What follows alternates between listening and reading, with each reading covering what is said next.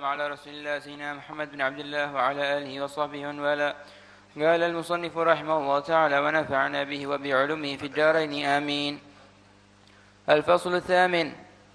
وأما من طلب الدنيا ليصيب منها مقدار حاجته أو فوق مقدار حاجته فلم يتيسر له ذلك لأنه لم يقسم له من الدنيا إلا دون مقدار حاجته، فذلك هو الفقير، وهو غير معدود في الزاهدين، ولكنه إن أخذ في طلبه للدنيا بالورع والتقوى ثم صبر ورضي بما قسم له منها فهو الفقير الصابر، وفقره هو الفقر المحمود. وقد وردت في فضله آيات وأخبار كثيرة، من ذلك قوله عليه الصلاة والسلام: الفقراء الصبر جلساء الله تعالى يوم القيامة. فأما من أضاع التقوى والورع في طلبه للدنيا وقصر فيما يجب عليه من حق الله تعالى ثم لم يصبر ولم يرضى بما قسم الله له، بل جزع وتبرم وتسخط وصار يغبط أهل الدنيا على تمتعهم بها وتلذذهم فيها، فهذا هو الفقير المذموم. ولعل فقره هذا هو المعني بقوله عليه الصلاة والسلام: كاد الفقر أن يكون كفرا. ولعل هذا هو الفقر الذي كان صلى الله عليه وسلم يستعيذ بالله منه. وعلى هذا الفقير يتنزل ما وقع على الفقر من الذم، وهو موجود، أعني ذم الفقر في كلام بعض العلماء، وهو قليل ونادر. وعلى هذا الفقر المذموم ينزل لا محالة، والله ورسوله أعلم. بسم الله والحمد لله والصلاة والسلام على رسول الله سيدنا مولانا محمد بن عبد الله وعلى آله وصحبه ومن والاه ولا حول ولا قوة إلا بالله. Orang yang zuhud yaitu orang yang dia didatangi dunia kemudian dia menolaknya. Tetapi kalau sudah takdirnya dia tadi itu tidak punya dunia, itu bukan orang yang zuhud. Itu yang disebut orang fakir. Dia nggak punya apa-apa memang. Malah kadang-kadang kurang daripada keperluan dan kebutuhannya. Maka orang itu bukan disebut orang yang zahid, tapi itu adalah orang yang fakir. Orang yang zuhud itu dunianya datang, tapi dia tidak mau, menghindar. Sebagaimana Nabi SAW, Sayyiduz Zahidin.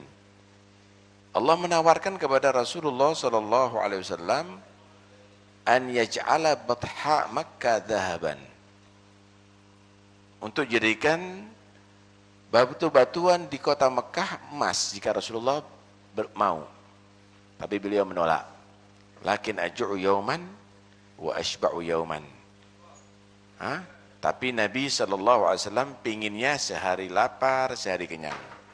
Lapar untuk sabar, kenyang untuk syukur kepada Allah Subhanahu wa ta'ala.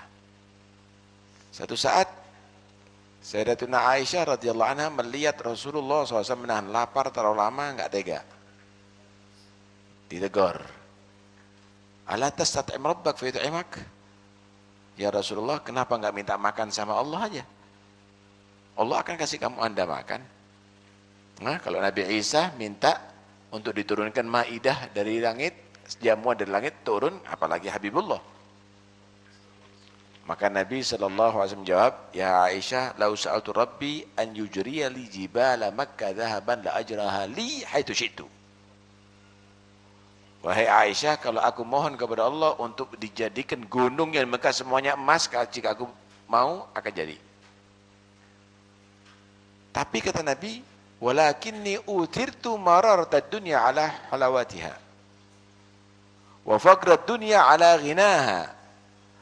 Tapi aku memang lebih senang merasakan pahitnya dunia daripada manisnya. Aku lebih memilih fakir di dunia daripada kaya di dunia. Itu pilihanku. Fakirnya Nabi itu, miskinnya Nabi itu karena ikhtiar. karena pilihan beliau. Kalau kita kan karena ittiror, karena terpaksa memang, pinginnya kaya. Karena itu orang yang tidak punya apa-apa, bukan disebut orang yang zuhud, tapi disebut orang yang fakir. Orang fakir ini ada dua macam. Orang yang fakir, jika dia tadi itu bekerja, didasari takwa, didasari wara', sabar dan ridha dengan yang Allah bagikan daripada rezeki, maka orang disebut al-faqirus sabir, orang fakir yang sabar. Kedudukannya orang fakir yang sabar ini juga tinggi, saudara. Al-faqirus sabir itu adalah sangat terpuji. Banyak sekali ayat Al-Quran dan juga hadis-hadis Nabi menerangkannya. Di antaranya hadis Rasulullah SAW bersabda, al-fuqara'us subbar julasa'ullah yaumal qiyamah. Orang-orang fakir yang sabar akan menjadi orang-orang khusus Allah nanti di hari kiamat. Karena itu bagi orang yang ditakdir fakir di dunia, Anda tambahi kesabaran, ridho dengan takdir Allah, maka Anda menjadi orang khusus. Kefakiran itu akan mengangkat derajat Anda di sisi Allah Subhanahu wa taala. Dan orang yang fakir demikian ini, bagi orang yang punya harta, perhatikan baik. Dia tidak mungkin akan minta kepada Anda. Dia lebih banyak, lebih dia tadi mengorbankan untuk menahan laparnya daripada meminta kepada manusia. Ini yang harus diperhatikan. Sehingga Nabi SAW mengabarkan begini, ittakhidu alal fuqara'i ayadi fa inna lahum daulatan yaumal qiyamah.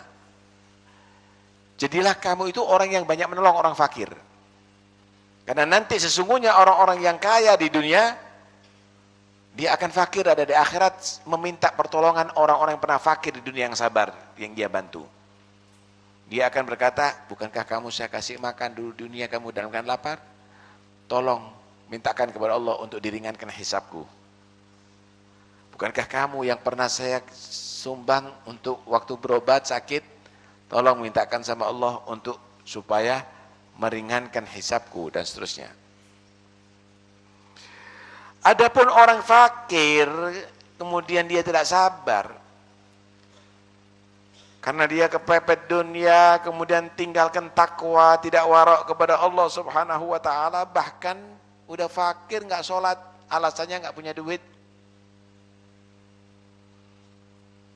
Dia tidak sabar, dia tidak ridha dengan yang Allah takdirkan, selalu mengeluh, selalu murka kepada Tuhannya, sehingga setiap saatnya dia tadi itu iri hati dengan orang yang kelebihan harta di dunia.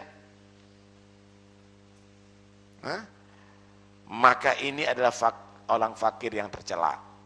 Ini fakir yang dikatakan oleh Nabi SAW, kadal fakru an yakuna kufran. Nyaris orang fakir yang gak sabar begini ini akan jadi kafir. Kenapa? Karena dia gak ridha dengan takdir Allah.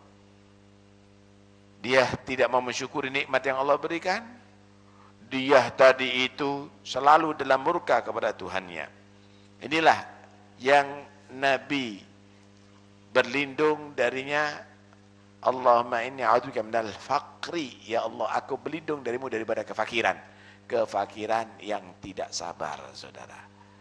Adapun kefakiran yang sabar, kefakiran yang dibarengi dengan ridha, maka itu akan menghasilkan derajat yang tinggi di sisi Allah Subhanahu wa taala. Jangan menghina orang yang fakir. Karena sesungguhnya orang yang fakir tadi itu yang ridha, derajatnya adalah sangat tinggi di sisi Allah Subhanahu wa taala, menjadi orang pilihan Allah nanti di hari kiamat. Mudah-mudahan insyaallah kita bukan fakir lah, cukup. Ya, apalagi lebih, maka gunakan kelebihan itu untuk memperhatikan orang-orang yang fakir. Jangan sampai mata orang fakir mengelihat kelebihan kepada kamu, nanti akan bersaksi di hadapan Allah, dia tidak peduli dengan aku ya Allah. Dia tidak sayang dengan aku ya Allah. Dia merendahkan martabatku ya Allah. Dia membiarkan aku ya Allah. maka kamu akan menjadi orang yang paling menyesal nanti di hari kiamat. Duduklah dengan orang fakir, karena sesungguhnya Nabi itu adalah cinta dengan orang-orang yang fakir. Cinta dengan orang fakir. Diriwayatkan, ada riwayat Sayyidina Hasan, ada riwayat Sayyidina Husain. Pernah berjalan, kemudian mendapatkan lagi orang fakir menikmati roti kering. Mereka duduk bareng, makan seadanya roti kering. Saat itu Sayyidina Hasan, ada riwayat Sayyidina Husain lagi jalan, kemudian basa-basi nih orang, cucu Rasulullah silahkan makan bersama kami. Langsung disambut, alhamdulillah, terima kasih, ngundang beneran. Duduk sama ada di jalan di situ, makan ada di situ. Setelah itu, Sayyidina Hasan ada menyatakan Sayyidina Husain mengundang mereka. Udah, aku sambut undangan kamu, kamu harus bisa menghadiri undanganku. Kapan kamu bisa datang ke rumahku? Setelah ada perjanjian, dibuatkan satu sufrah, hidangan yang sangat mewah. Mereka menghormati orang-orang fakir itu semuanya. Begitulah akhlak, ya, orang-orang yang mengikuti akhlak Nabi SAW. Jangan meremehkan mereka, karena mereka adalah orang-orang khusus Allah nanti di hari kiamat, yang pasti kita akan membutuhkan kesaksian mereka demi untuk meringankan hisab orang-orang yang dikasih kelebihan harta oleh Allah Subhanahu wa taala. Mudah-mudahan insyaallah kita diberikan kesabaran oleh Allah dan keridhaan pada setiap takdir Allah Subhanahu wa taala. Amin Allahumma amin.